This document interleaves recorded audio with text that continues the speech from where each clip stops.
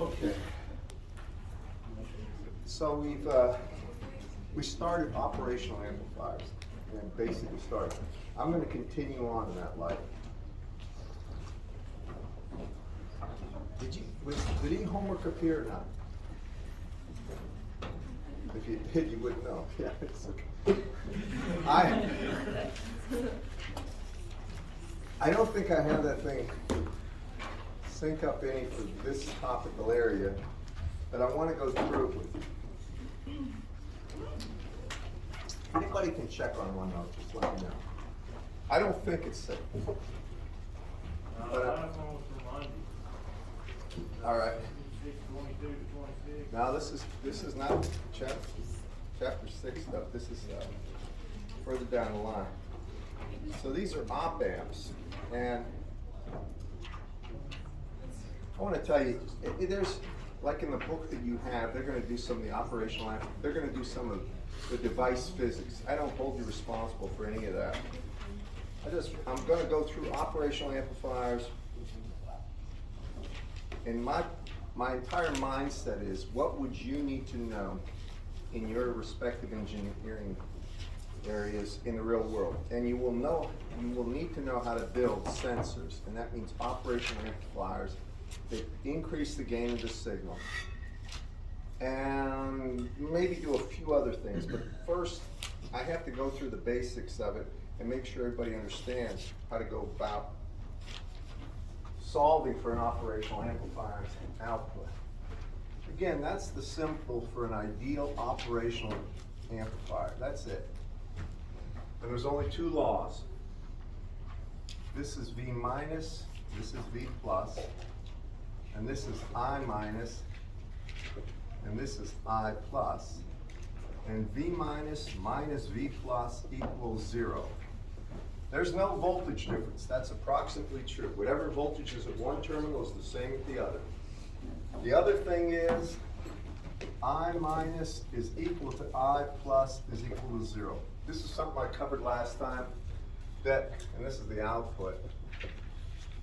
There's no current in, no voltage across, and it does this by some sophisticated electronics that are internal, using feedback. But it forces those conditions to happen. Y'all with me?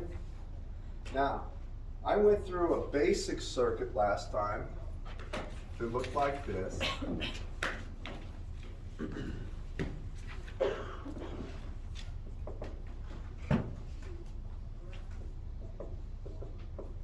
I can call that Vn, it doesn't matter. And a lot of times they won't even show that, they'll just show something dangling. They'll say VA, it's always with respect to ground potential. And then there was some R2. It's the most basic circuit. And this is V out, it's always with respect to ground. Right? So just to go through it again, how do I find out what V out is in terms of R1, R2, and Vn? Well, one of the key things is knowing this ground symbol means 0 volts, right? That's one. And now we go and just activate the laws where we take these laws and we apply them. They're not hard to do. Remember last time? What's the voltage here at the positive terminal? 0. Everybody see it's 0, right? What's the voltage here? 0. 0 volts. All right. What's the current here? Just look at it. What is it? V over R. V. It would be Vn minus 0, right? Over R.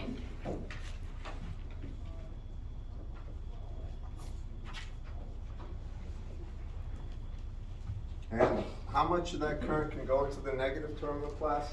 I just make you say it so you always remember. None, right? No current into the negative terminal. So if that current's flowing, the only way it can flow is this way, right?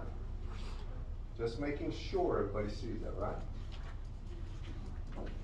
Now, if that's the case, what's the voltage here? It would be what? This would be VR2 is just equal to IR1 times R2, right? I'm just doing it in steps one last time. Y'all agree? Can you see it way back there? All right. And since IR1 is equal to Vn, it's Vn times R2 over R1. But V out is where you can make a mistake if you're not attentive to detail. I want V out measured with respect to the negative terminal, right? All right, so that means you start at the negative terminal. I come here, it's still 0 volts, right? Go through here, that's 0 volts, but what happens here? It's minus that voltage. Y'all with me on that, class? I'm pointing it out because people will make mistakes on us. So this means V out is simply equal to minus V in R2 over R1, and what they call the voltage amplification or voltage gain is simply equal to V out over Vn, and in our case, it's minus R2 over R1. Now, you can see it's minus, it just means the output signal is out of phase by 180 degrees if it's a sinusoidally or cosinusoidally varying waveform. Y'all with me on this, class? And if it wasn't, if Vn was 5 volts, then the output voltage would be 5 times minus R2 over R1. Now, R2 over R1 controls the amount of amplification. Y'all follow me on that? How many see this right here? I don't want to belabor something y'all see. Do y'all see it or not, guys? Do you? All right, let's do something with numbers to see if you do. And I'll do it over here before I move on.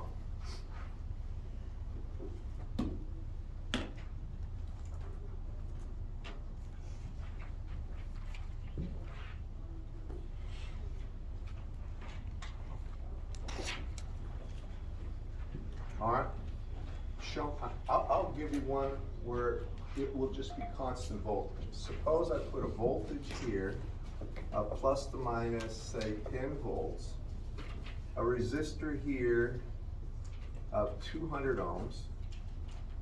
Here's my operational amplifier.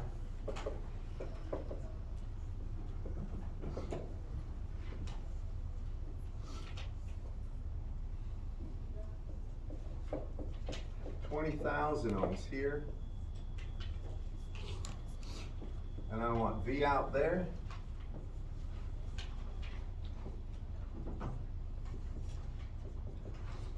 and I want this current. So first, how do we get V out? Now this one's straight off what we just did. Anyone? I recommend that you go through it and reason through it. What are the laws? No voltage across, no current into the inputs, right? All right. What's the voltage on the plus terminal? Anyone? 0.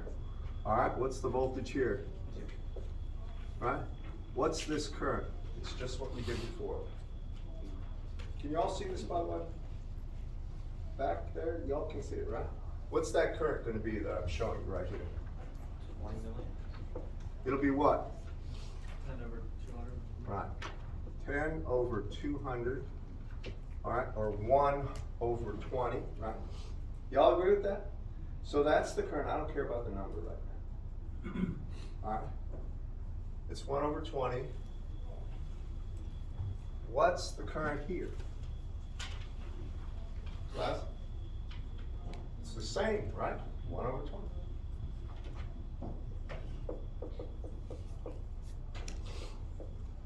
What's the voltage?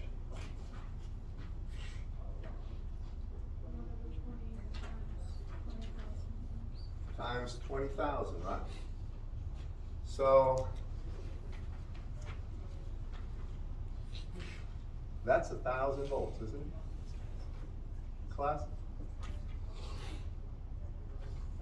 If I take that VR right here,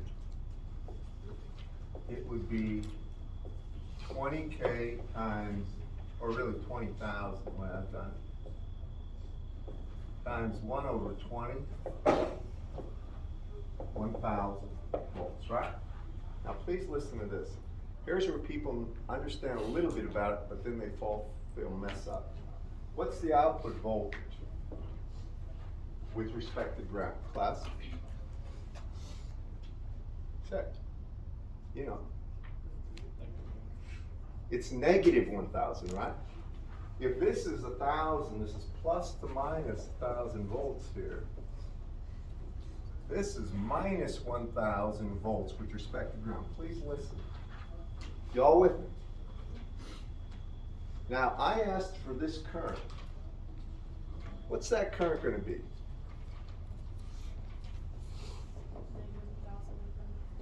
Very good. What you're saying is you're taking this as negative, right? So it's the voltage on the side of the current simply. So this current IL would be minus 1,000 over 1,000 or 1 amp. Agreed? In that direction. Now actually this is 0 volts, this is minus 1,000 volts, right? So it'd be 1 amp going this way. Do y'all follow me on this, class? Give me a show of hands if you do. It's not hard, but it's very easy to get so complacent with it. You'll make many silly mistakes that you know better. I promise you, if you're not attentive here, you see how that current's negative? And you see that what bothers some of you is how come this didn't have to do with the output voltage? Because inside the electronics of that, it forces this condition to happen. These aren't just resistors, capacitors, and inductors in there. Their amplifier has BJTs, and they have MOSFET transistors, CMOS. They have things in there that can be designed and architected, so it will allow those laws to be approximately true. No voltage across, no current into. Y'all with me? Think of it, you could program a computer to do it, right? You can also program, or you can also design solid state circuits to do that. All right, that's the problem. Now I'm going to give you another one. I want you to work with me on this. If you force yourself to think, it'll really help you. All based on the law. Is IL the current on the line, or what? There is no line here. There's not a power. It's the current going through that resistor. I just defined it as the current going through that resistor. It's called a load. Okay. And by the way, these things are used in so many areas. It's hard not to. How many of you here have soldered? Have you ever done soldering? All right. If you're soldering things, probably you're soldering something with a op amp in it, a chip or anything like that.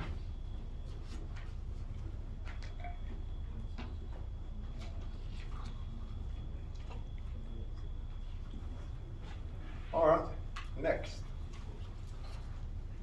I'm trying to increase the complexity incrementally, not all at once. I don't want to show you something just overwhelming. So here's my op amp. These are ideal operational amplifiers. And next I'm going to do this. Let's see, wait a second. I want to do the one, I want to keep it as simple as possible. Actually, let me do this one.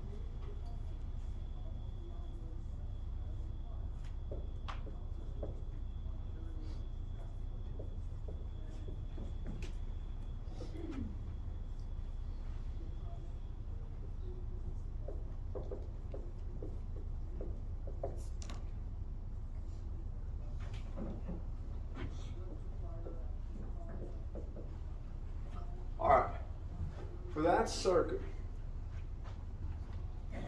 you're going to see why I did this one. I want the output with respect to the input. Maybe I should use just VS here. It doesn't matter what the symbol is. It's the input voltage right there. So how do I get that? And I want you to think of the rules. All right, are you ready, class?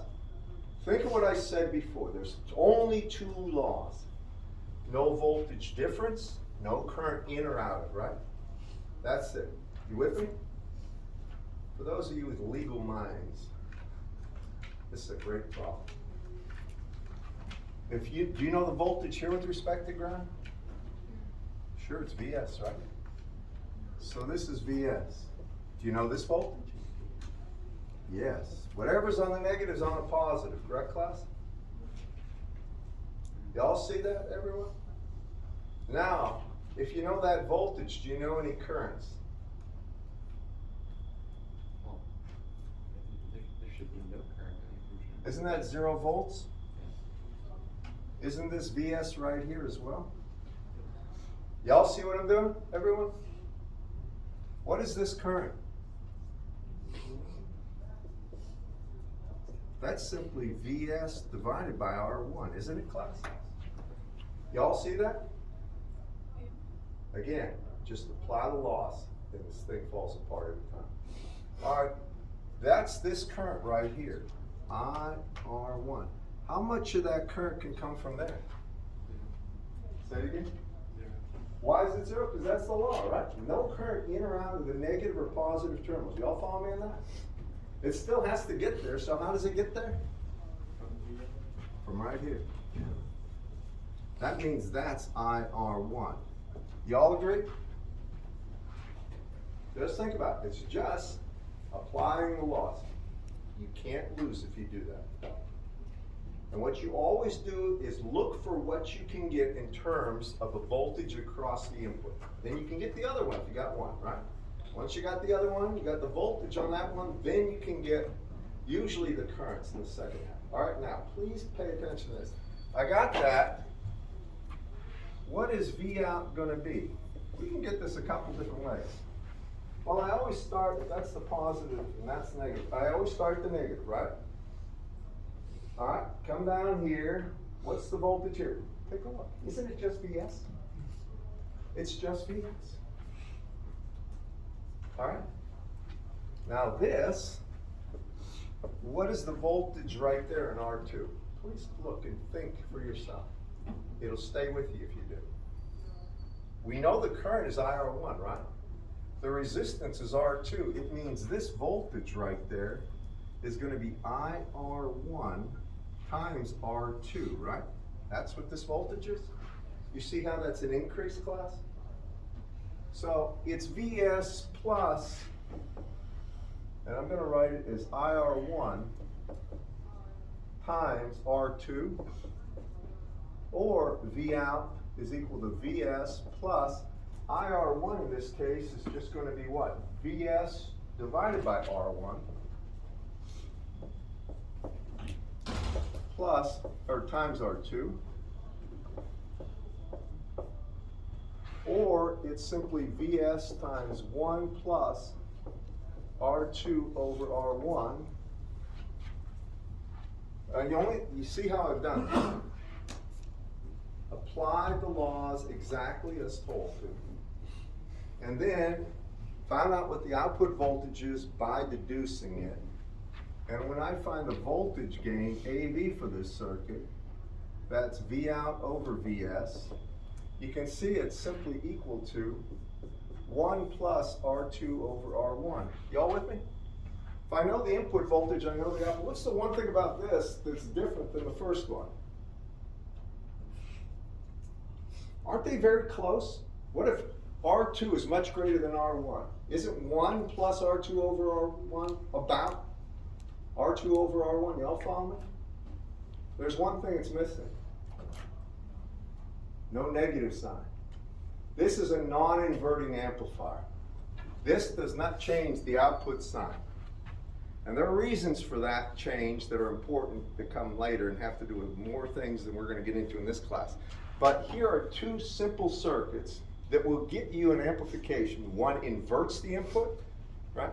The other doesn't, and they both have a gain of about R2 over R1. This, obviously this says 1 plus that, but usually R2 over R1 is hundreds, thousands, something like that. Y'all got that, class?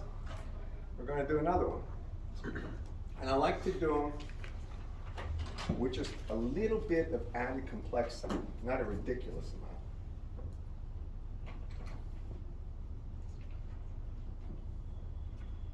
Get to that one in a second.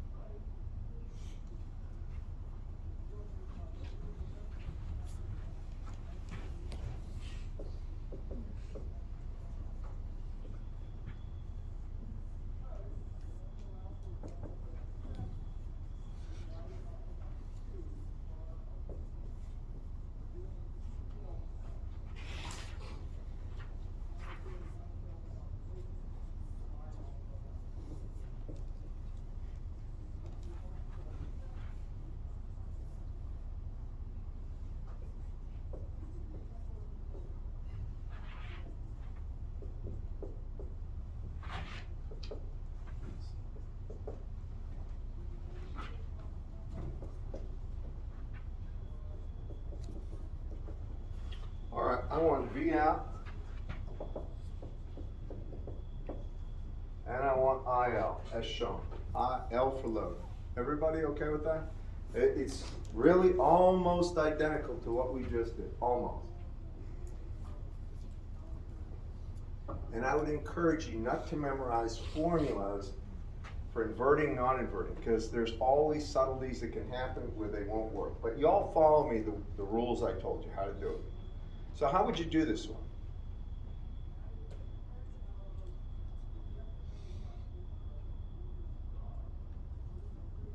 Where's the starting point?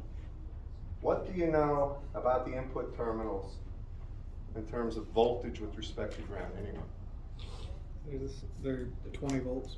They're both 20, right? And where he's getting this, if that's 20 volts at the negative terminal with respect to ground, that's 20 volts. So that's 20 volts. Keep going. Still copying, so it must think, hold on. And what's the next step, anyone?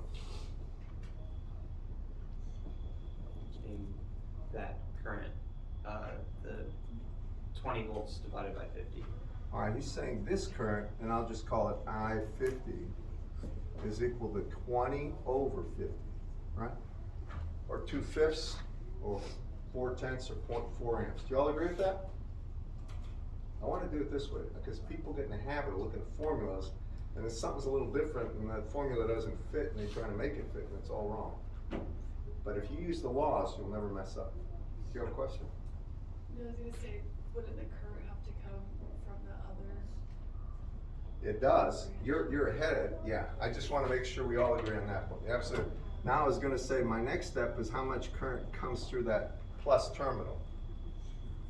0, right? None.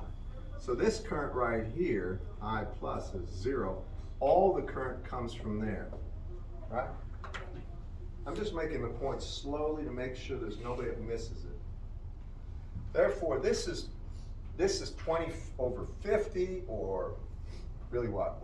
4/10 or 0.4 amps. So this current I-50 is 0.4 amps, which means that's this current 0.4 amps. What's the voltage here, therefore?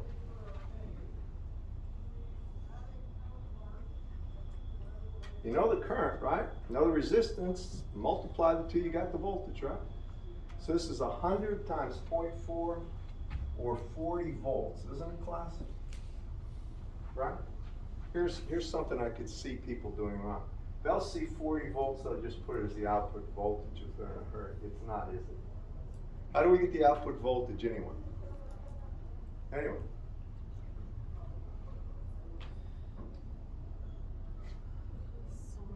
Say again? The source plus. Well, I want to do it this way for everybody. Start at the negative terminal of the volt where you want the voltage across. If you do it this way, you'll be okay. I come down here, and then from here to here, I increase by 1. Can y'all see that? That's 20, isn't it? So it was 0, it goes up 20, right? And then you add to that 40, so it's going to be 20 plus 40, or 60 volts. Y'all see this, guys? I mean, you're quiet, but I just want to make sure you see it. How many see this right now? I want to make sure you see it when you're trying it, not when I'm explaining it. You got the 40 volts just by multiplying 0.4. 0.4 by 100 ohms. Isn't that 40? I just wanted to make sure that's where it came from. Yeah, that's It was- it. I just hope I give me didn't a make a speed. mistake. Yeah, 100, it's just R times I, that's it. Just making sure. Y'all with me on this, class? So that's the output voltage. We're not quite done. I want that current, IL. What is that going to be? And it is as obvious as it is. It's as simple as it seems.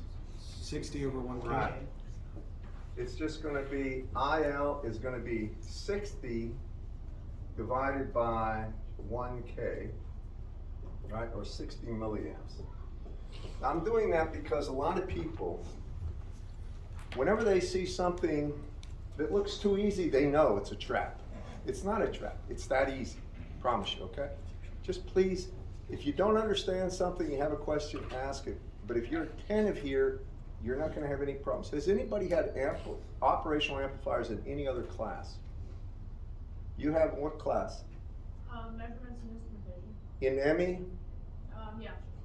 All right, a lot of times in your senior level courses, they introduce you to this because you're gonna be doing something with it, usually developing a measurement system, and then the voltage output from that would be used to drive something, like a transducer or something. All right, now, next. You can see the real thing about operational amplifiers is that's a triangle and it's magic in a sense. It does all these things, you would love things to do, but it does it without ever knowing how it does it. Normally there's a power supply connected, you'll see plus to minus like 20 volts, 15 volts. That's made up of a ton of other parts. So it's not just, when you think about these things, it's not just a triangle you can stick and have an input and output.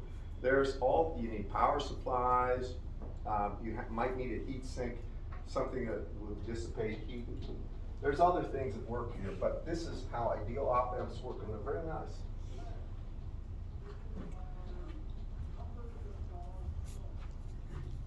Now I'm going to show you two more things. The next is something that's the easiest circuit possible, but it's called a follower, and there's a reason for it. This is something that's used for impedance matching with op amps. And it is so simple that people sometimes freak out and think that they missed something. I mean, you're not going to miss something. I want to do it the way he does it in the book.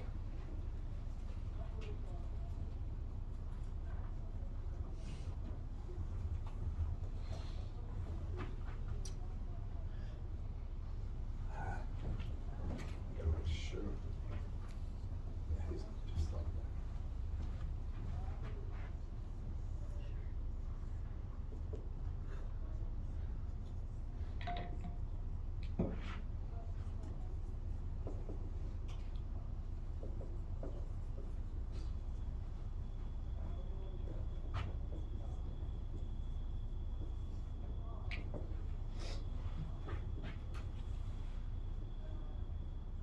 If you look at this, what's the output voltage?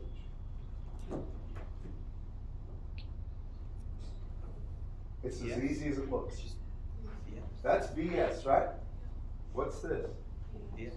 What's this? Yeah. All right. This is called a follower. I want to explain something. Many times, if you have a signal here, that VS could represent the output of a transducer like a microphone.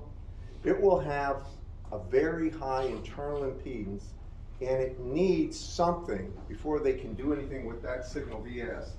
They want to make it so that, see, if you look at this circuit right here, it's very hard for you to tell anything else about it other than the output is VS, that's true. And this current right here would be equal to VS, right? And that's over R, right? I'm just gonna make a point here. You don't have to worry about this. Y'all with me? But how much current flows in here? None, right? Ideally, there's no current input. So even though that output voltage is the same as VS, I can draw all the current I want here. In other words, I can get as much power out of this signal in this resistor as I want. Make the resistor lower and lower, and I get more and more power. Y'all follow me? It's V squared over R. Here, this may have an internal series resistance that is mega ohms, and you can't get power out of that device. Now, how many have actually used a transducer? I mean, a pressure sensor, temperature sensor, a microphone, anything output, and you had to amplify. What major? Aerospace. Okay. You? Emmy? Arrow. Or arrow? This is really common in the real world. So if you have something with a small voltage, before you do anything with it, normally you do two things. The first thing is you put a follower circuit on here. So now this voltage, you can put it into any impedance you want and get all the current you want. It's not going to drop this voltage down. The second thing is they'll amplify it, and that's what the two circuits I showed you before. They'll make it increase by orders of magnitude. Those are the two things. That's a follower.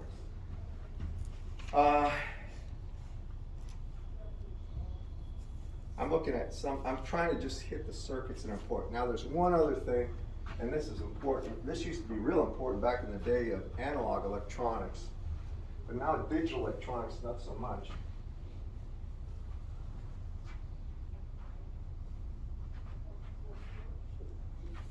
This is called a summer. And before I do that, I'm going to talk one other thing about inverter.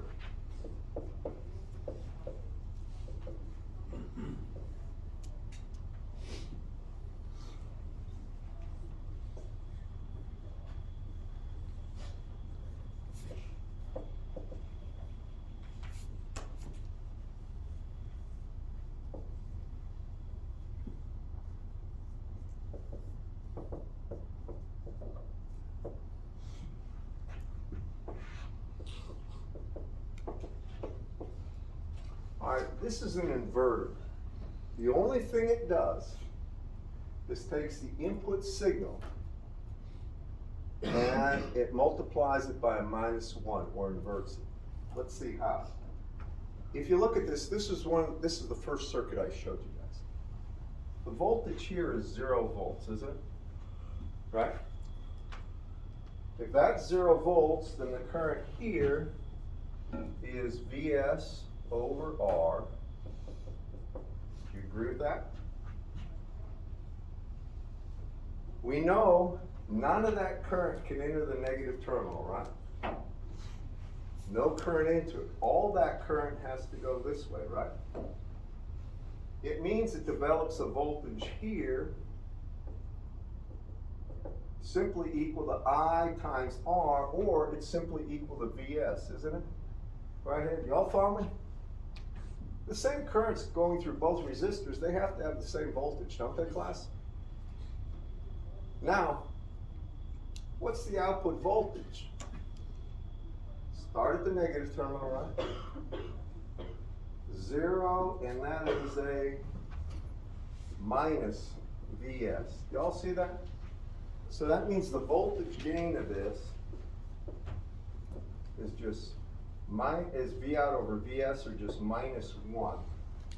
And that's called an inverter. They're all useful circuits that I'm showing you. There's reasons for it, you'll see in a second. Are y'all with me on this? Okay, that's inverter. Now for the summer. This is the one that starts getting closer and closer to the information you can use, really use to build stuff. Everybody wants to take the input voltages or input information from 3 or 4 different points and add them together. Maybe you want an average, who knows, but you want to add them together in real time to do something. So what they do is this. I'm going to do it in the standard way. This is negative and this is positive. I'm going to ground this. And the only thing I'm going to do, suppose we have 3 inputs. I'll call it V1, V2, and V3, all with respect to ground. And I'm going to put a simple resistor. In other words, when I put V1 here, it means with respect to ground being 0, all right? So it's V1 to ground, V2 to ground, V3 to ground. And now I put a resistor here, R. I come here, I put another resistor here, R. Another resistor here, R. Tie them all together. And I put them here. And then I put an output resistor here, R. And I want to get V out to ground. Now y'all see what I'm doing, right? I've got 3, I could draw these as circles with grounds, but there's 3 input voltages, V1, V2, and V3. And this could be extended indefinitely. When I take a look at this, well, what do I know the current through this one's going to be? 1 over R. It's V1 divided by R, right? Because this is ground, right? This is 0 volts, that's 0, that means that's 0 volts, correct, class? That's the key to this whole thing. So if this is 0 volts, this current I, the first one, I1, is just equal to V1 over R. What about the second current? V2 over R, and the third current? V2, V3 over. Now you can all see what I'm doing. I could extend this to an infinite number. All those currents flow down there, but they can't flow into the negative terminal. Y'all with me? They have to flow this way. Are all those voltages gonna be different? They could be the same or different, it doesn't matter. Remember, this is a summary. It's gonna take the values of 3 different measurements and add them together. And if you wanted an average, then we divide by 2, all right? We could have a weighted average and all sorts that I'll talk more about. This is a way of implementing a typical mathematical function.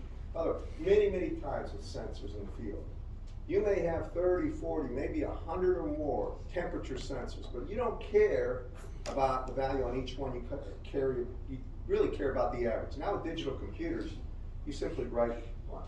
You sample everything in the digital domain, and then you simply use digital signal processing to take the average. I think everybody understands that digital stuff, rather than analog, this is an analog way to do it. By the way, it's much cheaper to do it this way. The analog way is still the fallback. When push comes to shove, I can make this work at just about any conditions that I need to, outside of absolute 0. So, this will work. Anyway, when I look at this, just take a look at this current I is really what? Well, it's V1 plus V2 plus V3, right? All divided by R, isn't it, class? Y'all see that? I'm just adding the 3 currents, am I not? And then if I want this voltage, call it VR. Well, VR is just equal to R times I, or it's equal to V1 plus V2 plus V3, isn't it? Y'all follow me? Now that's the voltage here. The actual output voltage is minus V1 plus V2 plus V3. And if you wanted an actual sum of the 3 without that negative, you could run that circuit right into this circuit.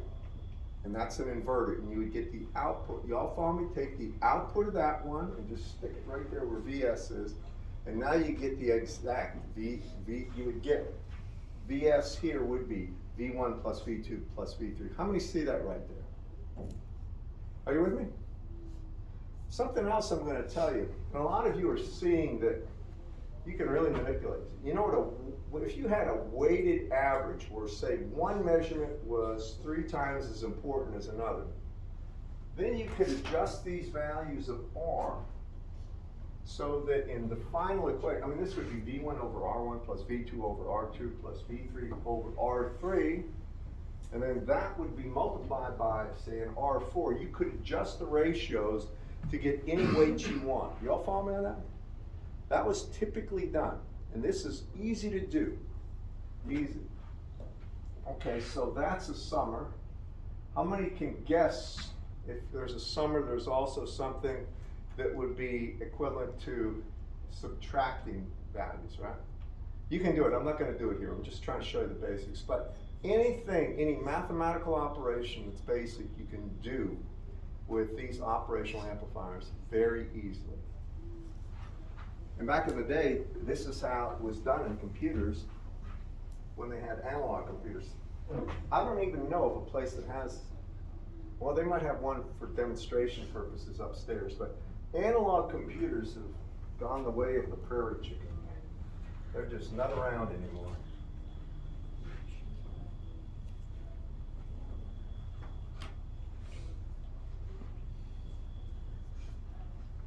I am concerned about that. With everything going to digital stuff and everything going to like AI, I worry about that one smart hacker that has it in for me. If I ever buy a Tesla, because I can see myself driving into a tree. That's the one thing that bothers me. Y'all know what I'm talking about, driving cars? Something just bugs me about trusting my life to AI, especially if there's a lot of EMI around there. I'll tell you one quick story about it that might help you get some an understanding of why. I worked at Dogger, Virginia at the Naval Surface Warfare Center in 1987 as a consultant, and I was in the USS I was on the Eisenhower as a consultant for a while out to sea, but our port was there, and they had a thing called Empress 2 facility. I don't think I ever mentioned it. That created an electromagnetic pulse. Some of you are in the military, you'll appreciate this. That is sort of a scale version of what would happen if a real nuclear weapon went off. And the first time that they were testing this, cars were going from points, y'all know what points are in cars? Some of the guys probably do, right? To the digitally controlled spark plug firing system and all this stuff. So they did that. And some people had new cars and they drove in and they did the test that is just about silent, where they created this EMP. They're trying to see if things are, quote, hardened with their work after they've been exposed to this. So the test went and people went out to their cars in the parking lots and about half of them wouldn't start. Strange, all these electronic ignitions are failing. The older cars were. So another test happened after that, 3 weeks or so later, and a whole bunch of cars failed again after they were repaired. And then some people put 2 and 2 together and realized both tests happened when that stupid facility turned on and they didn't tell them to move their vehicles, and the guys didn't do the calculations. That was caused by an electromagnetic pulse that would not affect old cars back in the day, but sure does the new cars. About that time, a dump truck was going down the highway. I think it was in Virginia, but I don't remember this. I was told. And some CB'er, now remember, all these things are going to digital control. You know what a CB is? Citizens Battery? Well, there's a lot of people with these things, and they cause something I work on, and I teach a course called EMI, electromagnetic interference, and there are compatibility issues. So this guy keyed his mic, and that dump truck just started dumping his whole load going about 60 down the highway. It's a true story. Now, this is one of those kind of accidents that people scale that up with aircraft and stuff. If that happens in the sky, I mean, planes fall out of here, right? Well, this is the reason I'm suspicious of tests on every other artificially controlled thing, because they thought everything except the thing that'll kill them. And I'm very suspicious of that myself. I mean, I always want a manual override, and I want to be the manual. Keep that in mind. Someday it may save your life. I'm not kidding about that either. Yeah. I was hoping we could bring up a conversation about the quiz this Friday again. I figured you were going there. All right, now I'm a fair person. If you're here, you get extra credit for that alone, because you're going to now vote on this. I'm going to ask, and I want some people to help me. How about these 4 people, you 2 girls and 2 guys, help me count hands on this one. If you want a quiz on Wednesday, no quiz on Friday. Hear me? These are the options. Quiz this Wednesday, no quiz on Friday, 1 hand up. Only one. What are all the options? Quiz on Friday is the other option. What do you want, a quiz now? No. Yeah. Oh yeah, just ask us our names, we'll get that one. No. If you want a quiz on Wednesday and not on Friday, 1 hand, hold them and you count, girls and guys. We do like Thanksgiving, not have one at all. 8, 10, 12, 14, 16, 18, 20, 22. How many did you get? 23? 24? I got 24. All right. If you want one on Friday, 1 hand. Get out. All right. On Wednesday. Now, since if you're smart, you would take the option of having the quiz on Wednesday, so you get Friday, but it's going to be on this. How's that? In other words, it's on this. Don't send me an email. Do we have to know? I don't know. Transient analysis. No. But you have to be. All right? I'm trying to be fair about this. Can we have the option we all get A's? Thank you. I was waiting for that one to hit me.